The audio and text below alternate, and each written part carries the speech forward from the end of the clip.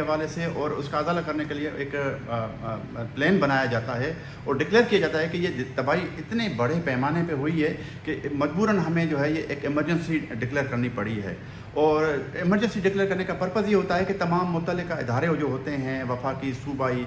وزارتیں ہوتی ہیں، محکمے ہوتے ہیں، ان کو ہم یہ کمیونیکیٹ کرتے ہیں کہ بھائی یہ جو ڈیزاسٹر ابھی ہوئی ہے یہ اتنی بڑے پیمانے پہ ہوئی ہے کہ اس کو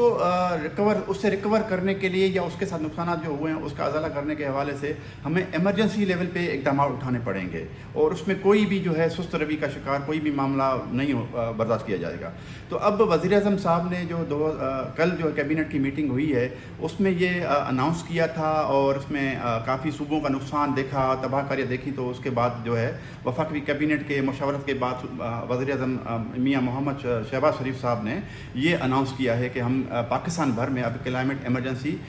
جو ہے نافذ کر رہے ہیں۔ اور اس کا مقصد بیسیکلی یہ ہے کہ جو نقصانات ہوئے ہیں، اب کہا یہ جا رہا ہے کہ تقریباً 400 ارب کے سے زیادہ کا نقصان، مختلف اعداد و شمار آ رہے ہیں، ابھی سرکاری اعداد